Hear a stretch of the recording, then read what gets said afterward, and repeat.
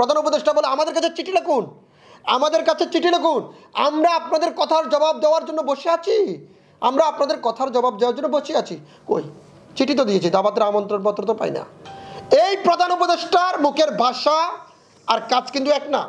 তিনি বিশ্ববিখ্যাত হতে পারে, তাকে রেসপেক্ট করি, সম্মান করি, কিন্তু তার অর্থ এই নয় যে আপনি কথা যেটা বলবেন সেটা যাতে, তাহলে আপনার প্রধান উপদেষ্টার কার্যালয়ে যে সমস্ত লোকগুলোকে নিয়োগ দেওয়া হয়েছে তাদের কাজ কি? তাদের কাজ প্রধান উপদেষ্টাদের সাথে কেউ দেখা করবে, তার কাছে চিঠি দিবে, গুরুত্ব সহকারে চিঠিটি বাস্তবায়ন করবে, এবং বাস্তবায়ন না করলে যিনি চিঠি প্রদানকারী তাকে আবার ফার্দার এখানে ফোন নাম্বার আছে, ফোন দিয়ে বলবে স্যারকে বলছি, স্যার আপনাদেরকে উত্তর দিচ্ছে। এটাই তো গণতন্ত্র, এটাই গণতন্ত্র।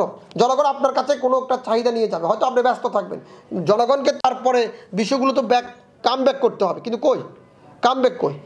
নবগঠিত অরাজনৈতিক দলগুলো কিভাবে প্রধান উপদেষ্টার প্রেস কনফারেন্স এবং তাদের কমিশন গঠনের মিটিংয়ে আমন্ত্রণ পায়? 17 বছর যুদ্ধ করে, সংগ্রাম করে, নিজের অস্তিত্বকে বিলীন করে দিয়ে পরিবার ছেড়ে রাজনীতি করা দলগুলো কেন, রাজনীতি করা সামাজিক সংগঠনগুলো কেন, সুশীল ব্যক্তিরা কেন সেখানে আমন্ত্রণ পাবেন না? এটি বর্তমান অন্তর্বর্তীকালীন সরকারের এক ধরনের স্বৈরাচারী আমি মনে করি। কারণ সরকার প্রেস কনফারেন্স করে ব্রিফিং করেন, আমরা সকল রাজনৈতিক দলগুলোকে নিয়ে একত্রিত মিটিং করেছেন। সকল দল কই পাইছেন? তাহলে আমার ছবিটা কই?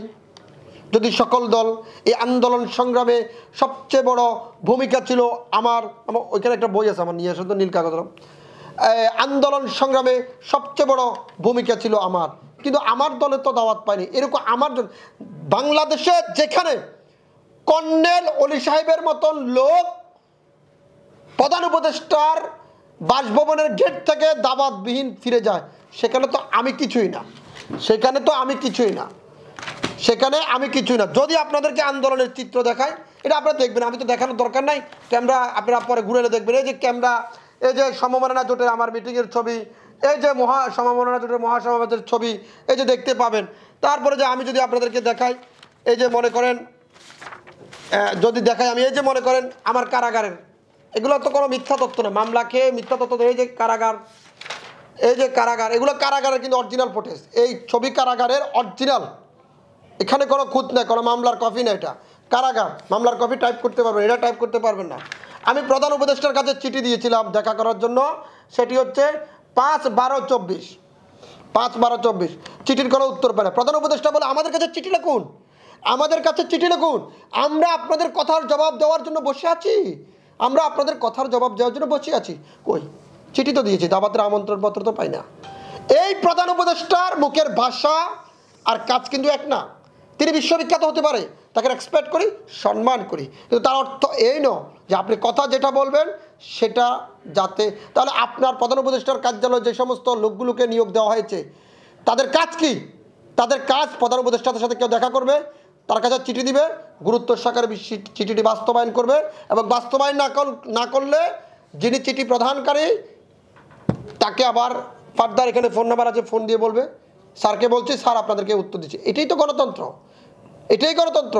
জনগণ আপনার কাছে কোনো একটা চাহিদা নিয়ে যাবে, হয়তো আপনি ব্যস্ত থাকবেন, জনগণকে তারপরে বিষয়গুলো তো কাম ব্যাক করতে হবে, কিন্তু কই কাম ব্যাক কই? গণতন্ত্র সংস্কার করতে হলে এগুলো করতে হবে। আর সংস্কার কি? কিসের সংস্কার করছে? নির্বাচন। কিসের নির্বাচন?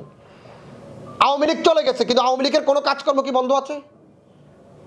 থানায় পুলিশের ধমকানি, পুলিশকে ধমকান, পুলিশের উপর খবরদারি করা, স্কুলের কমিটিগুলো কি বাকি আছে?